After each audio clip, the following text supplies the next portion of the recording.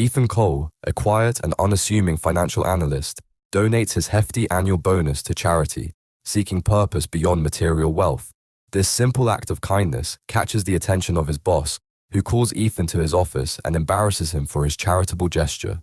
Hurt by the blow to his ego, Ethan embarks on a journey with a detective to expose the dark corporate secrets of his boss and the company. Welcome back to Tales with Sekos. Today I'm going to share an exciting story, so stay tuned and enjoy it till end. Ethan Cole had always been a man of routine. His life was a series of predictable patterns. Wake up at 6 a.m., hit the gym by 6:30, arrive at the office no later than 8, and leave precisely at 6 p.m. to avoid traffic. He lived in a modest apartment on the outskirts of the city, drove a reliable sedan that never drew attention, and spent his weekends either reading or volunteering at the local community center. To most people, Ethan was unremarkable, a quiet, dependable cog in the corporate machine. But beneath his calm exterior lay a restless soul. Ethan often wondered if this was all there was to life, climbing the corporate ladder, accumulating wealth, and retiring comfortably into obscurity. At 34, he felt like he was living someone else's script, one written by societal expectations rather than personal passion. Still, he kept his doubts buried deep, focusing instead on excelling at his job as a senior analyst for Sterling and Company, a prestigious financial firm known for its cutthroat culture and astronomical bonuses. This year, however, something shifted. It started with an email from HR announcing the annual performance bonuses. Ethan wasn't surprised when he saw the figure attached to his name. It was higher than usual, reflecting both his stellar contributions and the company's record-breaking profits. But as he stared at the number, a strange sensation washed over him. Instead of excitement or pride, he felt empty. What would he do with all that money? Pay off his mortgage faster? Upgrade his car? Take a luxury vacation? None of it seemed particularly meaningful. Over the past few months, Ethan had grown increasingly disillusioned with the relentless pursuit of material success. He'd seen colleagues burn out, relationships crumble under the weight of ambition, and dreams sacrificed at the altar of productivity. Was this really what he wanted for himself? That evening, as he sat alone in his apartment, nursing a cup of tea, Ethan made a decision. Rather than hoard the bonus for himself, he would donate every penny to charity. It wasn't a spur-of-the-moment impulse. It was the culmination of weeks of introspection. He chose 3 organizations close to his heart, one focused on education reform, another dedicated to environmental conservation, and a third supporting mental health initiatives. By midnight, the transfers were complete, leaving his account conspicuously lighter, but his conscience unexpectedly lighter too. As he drifted off to sleep, Ethan couldn't help but smile. For the first time in years, he felt aligned with a purpose greater than himself. The next morning, Ethan arrived at work feeling unusually buoyant. He greeted his co-workers with genuine warmth, offered unsolicited help to junior analysts, and even declined a high-stakes meeting to mentor an intern struggling with a project. His newfound generosity didn't go unnoticed. Colleagues who had previously dismissed him as aloof began commenting on how different he seemed. Kinder, more approachable, almost radiant. But not everyone shared their enthusiasm. At precisely 10:45 a.m., Ethan received a summons to the executive suite. His stomach tightened as he rode the elevator to the top floor, where CEO Jonathan Sterling presided over the company with an iron fist. When Ethan entered the opulent office, Jonathan was seated behind a massive mahogany desk, flanked by 2 members of the board. Their expressions ranged from stern to outright hostile. "Mr. Cole," Jonathan began, his voice dripping with disdain, "care to explain why your recent bonus payment has disappeared from our records?" Ethan swallowed hard, his earlier confidence wavering under the weight of scrutiny. "I donated it," he replied simply. "To charity." A tense silence followed. One of the board members leaned forward, her sharp eyes narrowing. "You realize that bonus is compensation for your work, not discretionary income, correct?" "Yes," Ethan admitted, his voice steady despite the knot forming in his chest. "But I didn't feel comfortable keeping it, not when so many people are struggling." Jonathan exchanged a glance with the others before speaking again. "While we appreciate philanthropy in theory, Mr. Cole, such decisions should align with company values and priorities. Your actions have raised concerns about your judgment and commitment to Sterling and Company." Ethan braced himself for the inevitable reprimand, or worse, termination. but instead, Jonathan surprised him. However, the CEO continued, his tone softening slightly, we're willing to overlook this lapse in protocol, provided you demonstrate renewed dedication to the firm. Consider this a test of loyalty. Before Ethan could respond, Jonathan handed him a folder containing details of a new project, a high-profile merger involving billions of dollars and significant reputational risk. Prove yourself here, and we'll forget this ever happened. Relieved yet wary, Ethan accepted the assignment. As he returned to his desk, he couldn't shake the feeling that he'd just stepped onto a precarious tightrope. Little did he know, the real challenge lay not in the merger itself, but in the secrets it concealed. Over the next several weeks, Ethan threw himself into the project with unwavering focus. The merger involved acquiring GreenTech Solutions, a startup specializing in renewable energy technologies. On paper, it seemed like a win-win scenario. Sterling and Company would expand its portfolio while positioning itself as a leader in sustainability. But as Ethan dug deeper, inconsistencies began to surface. First, there were discrepancies in GreenTech's financial reports, minor at first glance, but glaring upon closer inspection. Revenue projections appeared inflated, expenses understated, and key partnerships unsubstantiated. Then came the whistleblower tip, an anonymous email alleging that GreenTech's CEO, Victor Lang, had falsified data to secure funding from investors. Attached to the message was a spreadsheet detailing suspicious transactions dating back years. Ethan debated whether to report his findings. Exposing the fraud would jeopardize the merger, and potentially his career, but staying silent felt equally untenable. After days of deliberation, he decided to confront Victor directly, hoping to resolve the matter discreetly. Their meeting took place in a private conference room late one evening. Victor arrived dressed impeccably, his demeanor polished yet guarded. As Ethan laid out the evidence, Victor listened without interruption, his expression unreadable. When Ethan finished, Victor leaned back in his chair, steepling his fingers thoughtfully. You've done your homework, Victor acknowledged, his tone neutral. But let me ask you something, Ethan. Why does any of this matter to you? You're just following orders, aren't you? Ethan hesitated, caught off guard by the question. Because integrity matters, he replied finally. If these allegations are true, they undermine everything Sterling and Company claims to stand for. Victor chuckled softly, shaking his head. Integrity is a luxury few can afford in this world. Tell me, Ethan, what did you do with your bonus? The question hit like a punch to the gut. How did Victor know about that? Before Ethan could respond, Victor stood, smoothing his jacket. Think carefully about your next move, he said cryptically. Sometimes, doing the right thing comes at a cost far greater than you anticipate.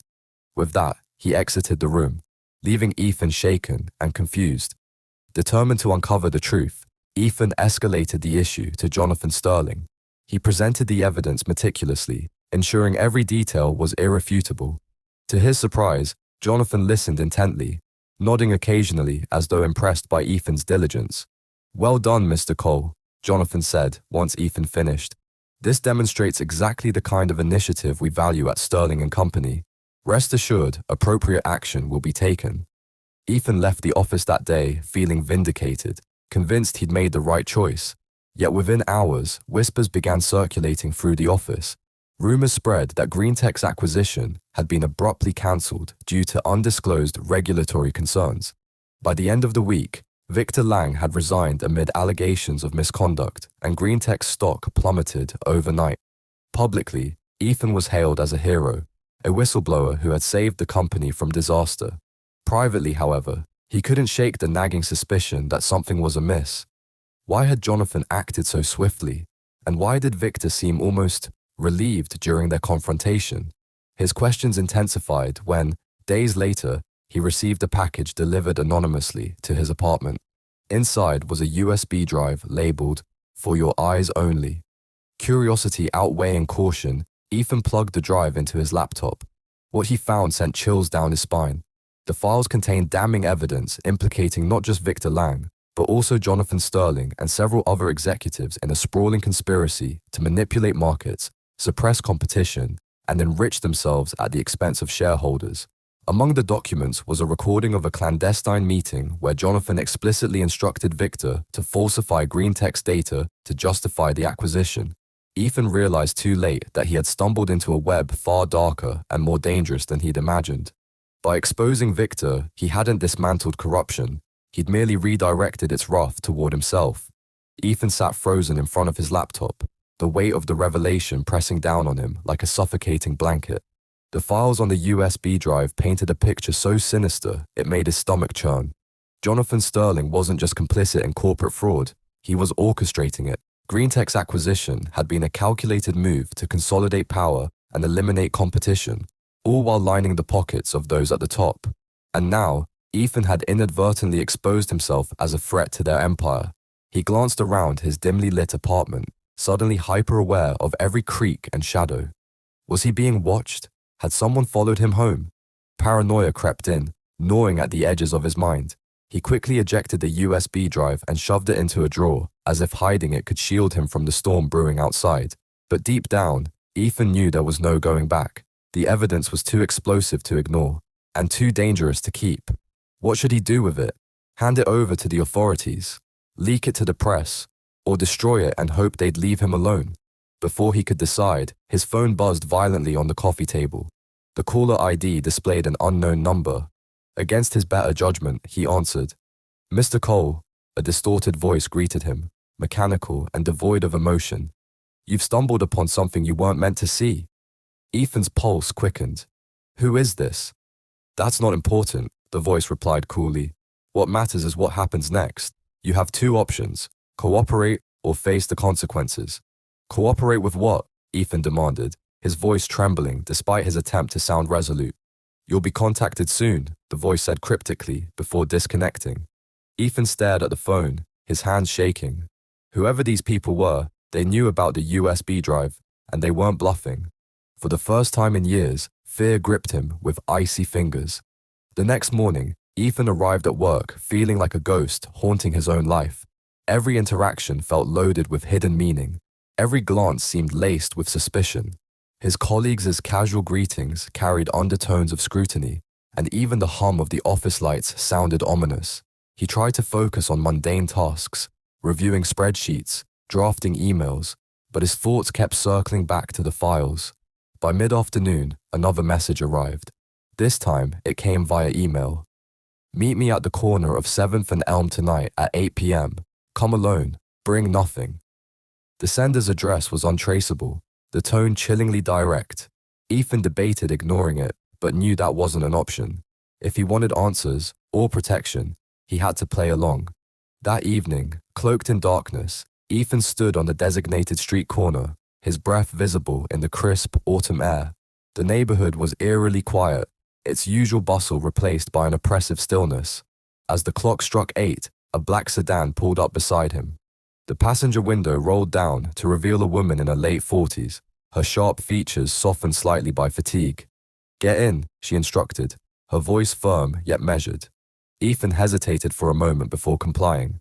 Inside the car, the atmosphere was tense, the kind of silence that precedes a storm. The woman introduced herself as Rachel Monroe, a former investigator turned whistleblower who specialized in exposing corporate corruption. "I know why you're here," she began without preamble. "And I know what's on that USB drive. But before we proceed, you need to understand something. This isn't just about Sterling and Company. It's about a network, a cabal, that operates far beyond any single company." "What are you talking about?" Ethan asked, his voice barely above a whisper. Rachel handed him a folder containing documents similar to those on the USB drive, only broader in scope.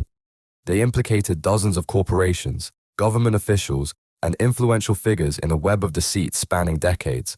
At the center of it all was an organization known only as the Consortium. "They control everything," Rachel explained grimly. "Markets, policies, media, you name it. Their goal is simple: maintain power at any cost. Anyone who threatens their agenda becomes a target." Ethan's head spun as he absorbed the information. "So what does this mean for me? Am I already a target?" Rachel nodded solemnly. "Yes. But you also represent an opportunity, an insider willing to fight back. If you choose to stand with us, we can protect you. If not..." She trailed off, letting the implication hang heavy in the air. Ethan swallowed hard, his mind racing. He had always considered himself apolitical, content to live quietly within the confines of his routine. Yet here he was, thrust into a battle against forces he barely understood. Could he really walk away now? "I'm in," he said finally, surprising even himself. Rachel offered a faint smile, though her eyes remained wary. "Good, because starting tonight, your old life is over."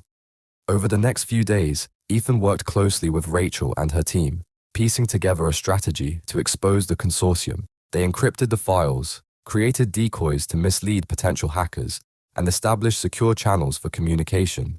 Each step carried immense risk, but Ethan found solace in the camaraderie of his new allies. For the first time in years, he felt part of something larger than himself. Yet even as progress unfolded, tensions simmered beneath the surface. Corporate headquarters issued a statement condemning GreenTech's alleged misconduct while distancing themselves from any wrongdoing. Meanwhile, rumors swirled about internal investigations targeting whistleblowers. Employees exchanged hushed conversations in hallways, their loyalty tested by fear and uncertainty.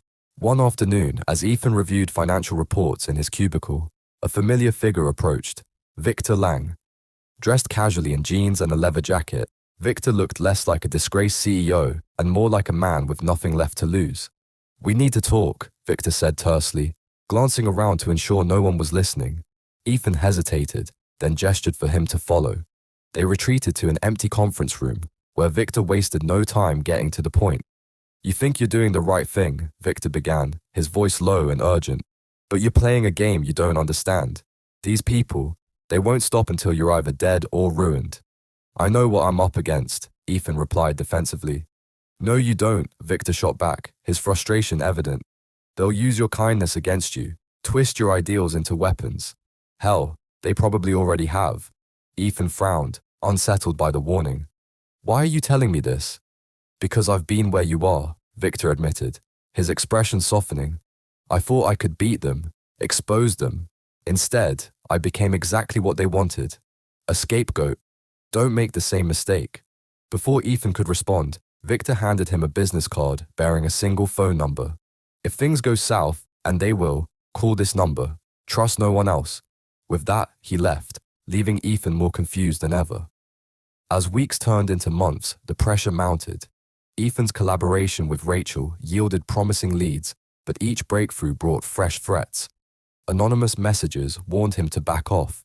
Surveillance cameras appeared in areas they hadn't been before, and strangers lingered suspiciously near his apartment building.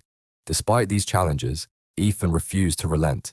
He couldn't, not after seeing the devastation wrought by the consortium's greed. Then came the night everything changed. It started with a knock at his door shortly after midnight. Thinking it might be Rachel or another ally, Ethan opened it cautiously. Instead, he found two men in dark suits standing on his doorstep, their expressions unreadable. "We need to speak with you," one of them said curtly, flashing a badge that identified them as federal agents. Ethan stepped aside, his heart pounding. Inside, the agents wasted no time delivering their message. "Your involvement in exposing Sterling and company has drawn significant attention from both legitimate authorities and others," the taller agent explained. "We're offering you protective custody until the investigation concludes." "And if I refuse?" Ethan asked, suspicion creeping into his tone. The agent's gaze hardened. "Then you're on your own. But understand this, the consortium doesn't negotiate, they eliminate." Ethan hesitated, torn between self-preservation and defiance. Before he could respond, his phone buzzed violently on the counter. The screen displayed a text message from an unknown number. "Trust your instincts. Leave now." Without thinking, Ethan grabbed the USB drive and bolted out the fire escape, leaving the agent shouting behind him. As he disappeared into the night, he realized the stakes had never been higher, and neither had the cost of survival. Ethan's escape into the night was a blur of adrenaline and instinct. He moved like a shadow through the labyrinthine alleys of the city, his mind racing faster than his feet. Every sound, a distant car engine, the rustle of leaves, even his own labored breathing, felt amplified, as though the world itself conspired against him. Clutching the USB drive in his pocket, he knew it wasn't just his life on the line anymore. It was the lives of countless others whose fates were tied to the secrets he carried. He eventually found refuge in an abandoned warehouse on the outskirts of town, its crumbling walls offering little protection but enough concealment to buy him time. As dawn broke, Ethan sat hunched on the cold concrete floor, staring at the small device in his hand. It was both a lifeline and a death sentence, a paradox that left him questioning whether he'd made the right choice. His phone buzzed again, jolting him from his thoughts. This time, the message came from Rachel. "You're compromised. Lay low until I contact you." The brevity of her words chilled him more than any explicit threat could have. Compromised. The word echoed in his mind, heavy with implications. How had they found him so quickly? Who else knew about the files? And most importantly, who could he trust? Hours passed in tense silence, broken only by the occasional creak of the building settling or the distant hum of traffic. Ethan tried to focus on survival, rationing the meager supplies he'd grabbed during his hasty departure, a bottle of water, a granola bar, and a flashlight. But his thoughts kept drifting back to Victor's warning. "They'll use your kindness against you." What had he meant? Was this entire ordeal a setup from the beginning? As if summoned by his doubts, another message appeared on his phone. Unlike the previous ones, this one bore no sender information, only a single sentence. "You've been chosen. Be at the intersection of 5th and Main tomorrow at midnight. Come alone." Ethan stared at the screen, his pulse quickening. Whoever these people were, they weren't giving him much choice. Refusing to show up would leave him isolated, vulnerable, and without answers. Going meant walking straight into the lion's den. Yet something about the message, the deliberate vagueness, the urgency, felt eerily familiar. It reminded him of the moment he decided to donate his bonus, trusting fate to guide him towards something greater. Against all logic, he resolved to go. The following evening, Ethan approached the designated intersection cloaked in darkness, his senses heightened by paranoia. The streets were deserted, their usual vibrancy muted under the weight of impending danger. As the clock struck midnight, a black van pulled up beside him, its windows tinted impenetrably. Before he could react, the side door slid open, revealing Rachel seated inside alongside two unfamiliar figures. One a wiry man with piercing grey eyes, the other a woman whose face bore scars that spoke of battles fought and survived. "Get in," Rachel commanded, her tone leaving no room for argument. Once inside, the van sped off into the night, weaving through the city's labyrinthine roads until it reached a secluded safe house on the edge of a forest. There, Ethan learned the full extent of what he'd stumbled into. "This isn't just about exposing corruption," Rachel explained, pacing the dimly lit room. "It's about dismantling the consortium entirely. They've infiltrated every level of society, corporations, governments, law enforcement. Their reach is unparalleled, their methods ruthless. And my role?" Ethan asked, his voice tinged with skepticism. "What exactly am I supposed to do?" Rachel exchanged a glance with the scarred woman before answering. "You're our insider. Your position at Sterling and Company gives you access to information we can't get otherwise. But understand this, staying alive won't be easy. Every move you make will be scrutinized, every decision questioned. If you slip up, even once, they'll find you."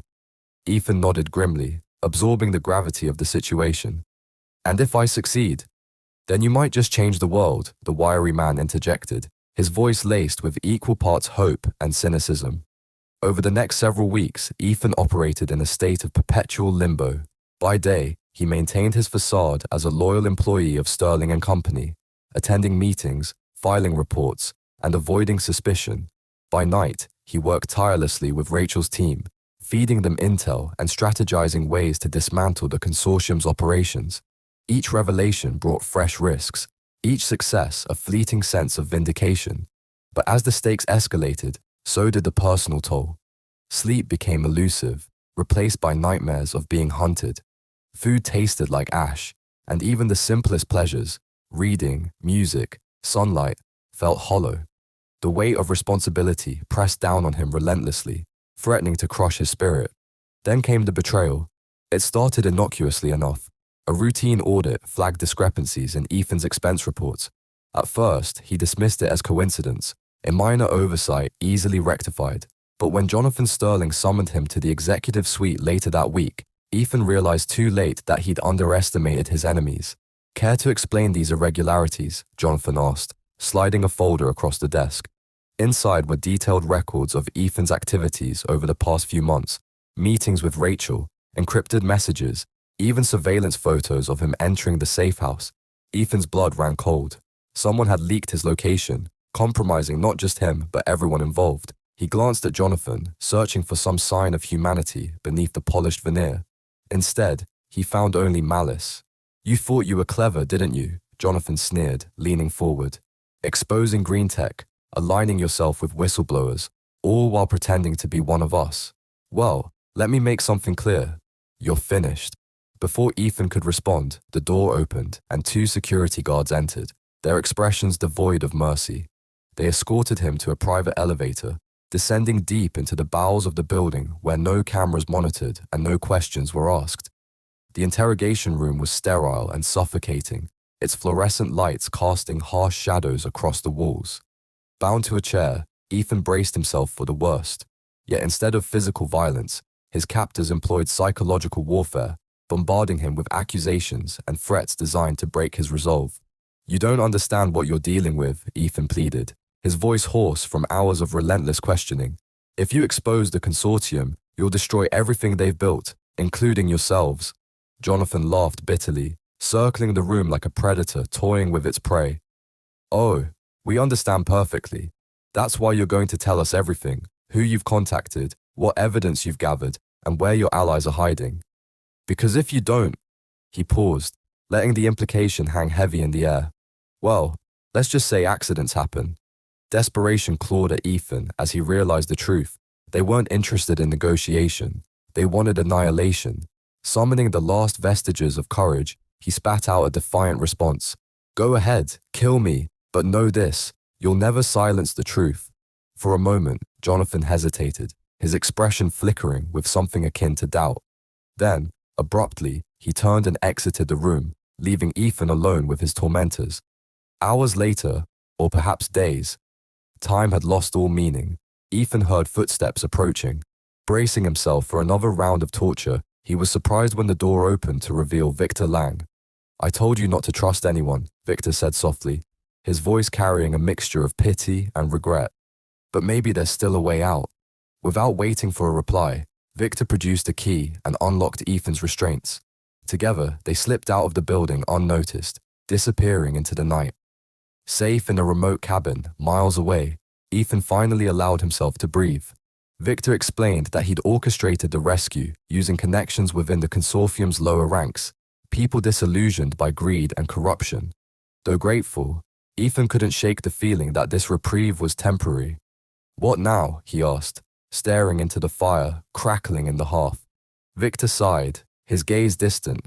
"Now, we wait, for reinforcements, for justice, for whatever comes next." As the flames danced before him, Ethan realized that his journey was far from over. The road ahead would be fraught with challenges, sacrifices, and unimaginable risks. But for the first time in years, he felt truly alive. Not because he sought glory, but because he refused to surrender to despair. The days that followed Ethan's escape were a blur of tension and uncertainty. Hiding in the remote cabin with Victor, Ethan struggled to reconcile the man before him with the image he'd carried for months, the disgraced CEO who had seemingly orchestrated fraud at GreenTech. Yet as they shared stories over flickering candlelight, Ethan began to see Victor not as a villain, but as a survivor. Like himself, Victor had been caught in the consortium's web, forced to play their game or face destruction. "You didn't deserve any of this," Victor admitted one evening, his voice heavy with regret. "I tried to warn you because I saw myself in you, idealistic, determined, blind to the cost of defiance.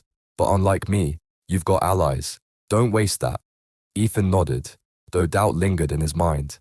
Allies were one thing, surviving long enough to use them was another. Every knock on the door, every rustle outside, sent his pulse racing.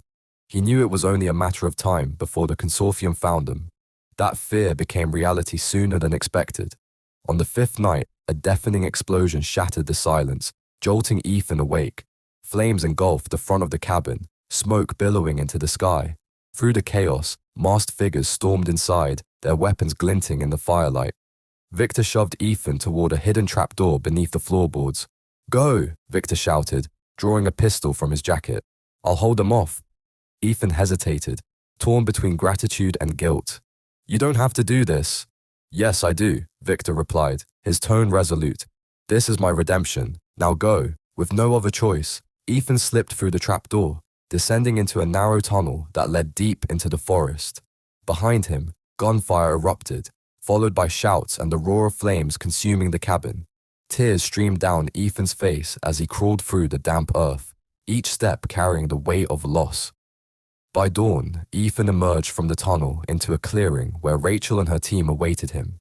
Their expressions darkened when they saw him alone. "Victor?" Rachel asked, her voice trembling slightly. "He stayed behind," Ethan choked out, unable to meet her gaze. "He saved me." Rachel closed her eyes briefly, pain flashing across her features. Then she straightened, steeling herself. "We honor his sacrifice by finishing what we started." Over the next few days, Ethan worked tirelessly with Rachel's team to piece together a plan. Using the evidence Ethan had gathered and the intel Victor had provided before his death, they constructed a dossier so damning it implicated not just Sterling & Co., but dozens of organizations tied to the consortium. It was risky, exposing themselves fully, but they had no other option. Secrecy had failed them. Now, transparency would be their weapon. The final step was delivering the dossier to the right people: journalists, lawmakers, activists, who could amplify its impact. They chose a high-profile press conference scheduled for the following week, ensuring maximum exposure. To protect themselves, they encrypted the files and created multiple backups, distributing them globally to prevent suppression. But even as preparations unfolded, Ethan couldn't shake the feeling that something was missing. This wasn't just about revenge or justice. It was about hope. And hope required more than destruction. It demanded creation. The morning of the press conference arrived, grey skies casting a somber pall over the city.